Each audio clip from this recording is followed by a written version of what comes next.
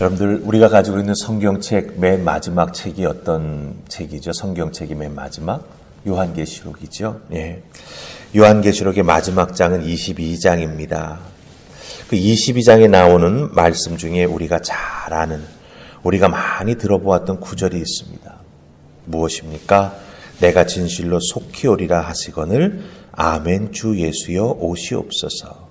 바로 20절에 나오는 이 말씀 우리가 아마 많이 들어보았을 것입니다. 그리고 누군가의 입을 통해서 아멘 주 예수여 오시옵소서라고 하는 이 말씀을 들을 때, 그 고백을 들을 때 우리는 사실 마음속으로 전율할 때가 많이 있죠. 아, 맞다. 우리 주님 다시 오신다. 다시 오시는 주님 잘 맞아들일 수 있도록 믿음 생활 잘 해야겠다. 이런 생각이 퍼뜩 들 때가 있습니다. 이 요한계시록 22장 20절에 나오는 이 말씀, 예수님의 다시 오심, 그 다시 오심은 구원이 아닌 심판으로 오신다라고 하는 것 여러분 잘 아시지요? 구원을 위해서 오셨던 예수님은 2000년 전에 오셨습니다. 그리고 그 구원의 완성을 위해서 우리에게 복음 전하는 사명을 주셨습니다. 그리고 언제인지 모르지만 예수 그리스도께서 이 땅에 다시 오실 때에는 그 구원에 대한 열매를 추수하시기 위해서 이 땅에 심판주로 오신다라고 하는 것입니다. 아멘 주 예수여 오시옵소서. 이 아멘이라고 하는 것은 믿는다라고 하는 것을 뜻하는 것이죠. 그렇다고 한다면 아멘 주 예수여 오시옵소서라고 하는 건 무엇을 의미합니까? 내가 예수님의 다시 오심을 믿습니다. 예수님의 재림을 믿습니다라고 하는 고백이 된다라고 하는 것이죠. 제가 이 말씀을 왜 드렸냐 하면은 오늘 우리가 함께 읽었던 누가복음 17장 20절로 37절의 말씀은 그 아멘 주 예수여 오시옵소서, 그 재림을 믿는 믿음을 가진 그리스도인들이 매일의 삶의 자리에서 어떤 믿음의 모습을 가지고 살아가야 하는지, 살아가는 그 모습을 보면 아, 정말 아멘 주 예수여 오시옵소서, 예수님이 오실 것을 믿고 바르게 신앙생활에 나아가고 있구나라고 하는 것을 나타내고 보여줄 수 있는 신앙과 삶의 모습을 가지고 살아가야 한다라고 하는 것을 우리에게 가르쳐주고 계십니다. 즉 종말 신앙을 나의 삶의 현실에서 적용하고 어떻게 실천하며 살아가야 하는지를 우리에게 알려주고 계시다라고 하는 거예요. 말로는 아멘 주 예수여 오시옵소서라고 하는데 살아가는 삶의 모습을 보면 그 오시옵소서를 기다리고 믿는 게 아니라 세상을 따라가는 그런 모습으로 우리가 신앙생활을 한다라고 하면 사실은 이율배반적인 것이 된다라고 하는 거죠. 자, 그렇다고 한다면 나는 예수님의 다시 오심을 믿습니다라고 우리가 고백했다라고 한다면 이제 예수님의 말씀을 통해서 어떻게 우리가 삶을 살고 믿음 생활을 해야 되는가라고 하는 것 살펴보십시다. 자, 우리 첫 번째는요, 21절 말씀입니다. 17장 21절 찾으셨죠? 같이 읽습니다. 자, 시작. 또 여기 있다 저기 있다고도 못하리니 하나님의 나라는 너희 안에 있느니라. 아멘. 예수님께서는 하나님의 나라는 여기 있다 저기 있다 그렇게 말하는 게 아니라고 말씀하십니다. 그러면서 뭐라고 하셨지요? 하나님 나라는 너희 안에 있다. 이렇게 말씀하십니다. 왜 이렇게 말씀하실까요? 그렇게 말씀하시는 이유는 하나님 나라는 볼 수 있게 임하는 것이 아니기 때문이라고 하는 거예요. 예수님의 이 말씀이 뜻하는 것은 무엇이냐? 바리새인들과 그 예수님 당시의 유대인들은 하나님 나라가 이런 모습이었으면 좋겠다라고 기대하는 모습이 있었습니다.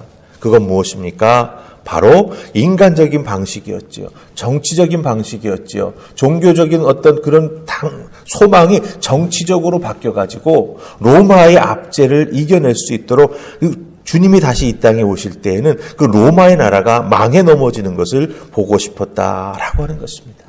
근데 예수님께서 뭐라 그러세요?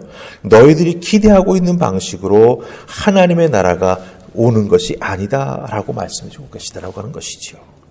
하나님의 나라는 지역적으로 여기 있다 저기 있다 특정 지역 특정 공간에 제한적으로도 존재하지 않는다라고 말씀하십니다. 하나님의 나라는 우주적인 것이에요. 그래서 예수님은 뭐라고 말씀하십니까? 하나님의 나라는 너희 안에 있다 말씀하십니다. 이 말씀에서 우리가 정말 잘 잘 이해해야 될 표현이 있습니다. 무엇인지 아십니까? 너희 안에 있다라고 하는 이 표현이에요. 이것을 잘못 이해하면 하나님의 나라는 내 마음속에, 내 생각 속에만 있다라고 하는 생각을 갖게 됩니다. 너희 안에 있다라고 그랬으니까. 나라고 하는 존재 안에 있으니까 라고 생각하기가 쉽지요. 그런데 예수님께서 하나님의 나라가 너희 마음속에 있다, 너희 안에 있다라고 말씀해 주신 것은 무엇을 의미하냐라고 하면요. 내가 예수 그리스도를 믿고 신앙생활에 나아갈 때 우리 마음속에 예수님이 말씀하신 하나님 나라가 있기 위해서는 더 중요한 게 있다라고 하는 거예요. 더 분명하게 나타내 보여지고 우리가 확인할 수 있는 것이 있어야 된다라고 말씀해 주시는 겁니다. 그게 무엇입니까? 바로 예수님과 함께하는 믿음입니다. 믿음으로 살아가는 삶의 모습입니다. 예수님이 정말 내 안에 있다고 생각해 보십시다. 그럼 내 삶의 모습이 어떻겠습니까? 그렇죠? 예수님을 믿는 신앙의 모습이 내 삶의 순간순간마다 배어나오게 되어 있습니다. 그래서 예수님을 믿는 그 삶의 모습 가지고 내가 살아가는 그 공간, 내가 살아가는 내 삶의 자리, 그것이 뭐예요? 바로 하나님 나라라고 하는 거예요. 그래서 하나님 나라는 너희 안에 있다라고 말씀해 주시는 이유가 단순히 내 생각이나 마음속에 있다라고 하는 게 아닙니다. 내가 예수님 믿고 살아가는 삶의 자리가 다 뭐예요? 하나님 나라라고 하는 거예요. 특별히 예수님을 믿고 따르는 우리는 예수님과 믿음의 관계가 있지 않습니까?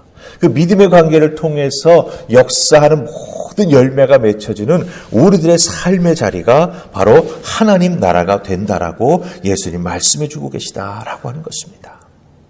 그렇기 때문에 우리는 예수님에 대한 믿음과 그 고백을 통한 복음과 말씀의 헌신에 나아가는 그 삶의 모습이 분명하게 나타나게 될 때 그걸 통해서 하나님 나라가 우리와 함께 언제나 존재해 나아가게 된다라고 하는 거예요. 그래서 너희 속에 있다. 그래서 예수님이 이 땅에 다시 오실 때 그 하나님의 나라는 완성이 된다라고 하는 거죠. 여러분 이 부분을 잘 이해하셔야 됩니다. 그래야 잘못하면은 예수님 믿는 것과 자기의 삶이 분리되는 것을 막아줄 수가 있어요. 왜? 예수님이 이 땅에 하나님 나라가 임하는 것은 바로 너희 안에 있는 하나님 나라가 실현되는 것이다 라고 하는 것을 말씀해 주셨기 때문이다 라고 하는 것이죠. 자, 그렇다고 한다면 하나님의 나라가 너희 안에 있다라고 하는 것 구체적으로 어떤 것일까? 내 삶에서 열매 맺어지고 보여진다라고 했는데 그럼 구체적으로 어떤 모습일까?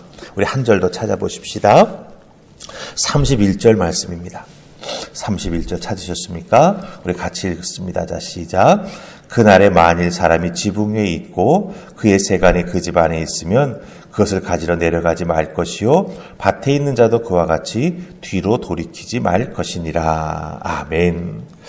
하나님 나라가 우리 안에 있다라고 한다면 우리가 어떤 삶을 살아갈까요? 구체적으로 드러나는 삶의 모습은 무엇일까요? 31절에서 우리 예수님 뭐라고 말씀하십니까? 다시 집 안으로 들어가지 말라. 다시 뒤로 돌이키지 말라. 집 안으로 다시 들어가고 다시 되돌이키는 건 무엇을 의미합니까? 집 안에 남아있는 세간을 꺼내려고. 그렇죠? 집에 남겨놓은 중요한 것을 가지려고 다시 돌이켜 가지 말라라고 하는 거예요. 뒤로 돌이키지 말라라고 하는 이 말씀은 자꾸 세상에 가지고 있는 것에 미련두는 삶을 살아가지 말라라고 하는 것입니다. 하나님 나라를 소망하며 믿음 가지고 살아가고 있는데 뒤돌아보고 또 돌아보게 되면 결국 어떻게 됩니까? 우리 눈이 그것에 고정이 되게 되죠. 눈이 가게 되면 마음도 따라 움직이게 되고요. 마음이 따라가게 되면 결국 몸도 삶의 모습도 눈이 가고 마음이 가는 곳으로 따라가게 돼 있다라고 하는 거예요. 하나님 나라가 우리들의 삶의 자리에서 지금 이루어지고 있는데 자꾸 뒤를 돌이키게 되는 마음이 생기고 거기에 눈길을 주게 되고 마음이 움직이게 되면 결국 우리들의 삶도 무너져 내리게 된다라고 하는 것입니다. 그렇기 때문에 하나님 나라의 소망을 두고 살아가는 우리는요, 뒤로 돌이켜서는 안 됩니다. 미련을 가져서는 안 된다라고 하는 의미지요. 왜냐하면 미련을 가지게 되면 결국 그 미련에 걸려 넘어질 확률이 굉장히 높아진다라고 하는 거예요. 사람이 이에 미련에서 자유로울 수는 없을지 모릅니다. 하지만 그 미련의 크기를 가장 작게 줄일 수 있도록 우리가 기도해야 될 것이고 우리 주님의 도우심을 구하며 살아가는 우리가 되어야 한다라고 하는 것이죠. 결국 하나님 나라에 대한 소망은 세상에 대한 집착을 내려놓고 날마다 믿음으로 주님을 배우고 주님을 따라가는 삶이 되어야 한다라고 하는 것을 우리가 여기서 발견하게 된다라고 하는 것입니다. 하나님 나라는 여러분 안에 있습니다. 내 생각, 내 마음속에만 있는 것이 아니라 내 삶을 통해서 내가 믿고 있는 예수님, 내가 복음을 통해서 살아가고 있는 그 신앙의 모습이 하나하나 드러나고 열매 맺게 될 때 우리 주님이 말씀하셨던 하나님 사랑과 이웃 사랑이 하나하나 다 열매 맺게 되면서 우리가 살아가는 삶의 자리가 바로 하나님 나라가 된다라고 하는 것이죠. 그러니 어떻게 해야 되겠습니까? 여러분들, 세상 것에 자꾸 눈 돌리면 안 됩니다. 세상 것은 지금을 살아가는 방법이며 수단입니다. 근데 그 방법과 수단에 사로잡혀가지고 그것을 더 많이 얻기 위해 우리의 삶의 모든 것을 쏟아붓게 되면은요, 결국은 어떻게 됩니까? 하나님 나라가 우리들의 삶의 자리에서 나타나 보여줄 수가 없다라고 하는 것이죠. 그렇기 때문에 우리 믿음의 사람들은 절제할 줄 알아야 되고 정말 우리의 소망을 어디에 두고 살아가야 할지 마음으로 잘 결정 내리고 결단하고 그 결단한 것을 이루어 나아가는 우리가 되어야 한다라고 하는 거 꼭 기억하시면서 오늘 하루 여러분의 삶의 자리에서 뒤로 돌이키지 아니하는 하나님 나라만 바라보고 나아가는 여러분들 다 되시기를 주님의 이름으로 축복합니다. 아멘. 우리 기도하십시다. 좋으신 하나님, 예수님이 저기 있다, 여기 있다. 사실 지금도 우리들은 가끔 그런 이야기를 듣습니다. 예수님이 언제, 어디에 오신대. 성경은 분명히 우리에게 말씀해주고 있습니다. 그것은 하나님 소관이라고. 그렇기 때문에 우리들은 믿음을 가지고 이 땅에서 하나님 나라가 우리 안에 있음을 깨달아 알고 뒤로 돌이키지 아니하며 주님만 바라보며 나의 삶의 자리에서 복음의 열매가 맺혀지는 삶을 살아가게 되는 것, 그게 바로 하나님 나라의 실현이라고 하는 것을 기억하며 믿음으로 살아가는 우리 모두가 되게 하여 주시옵소서.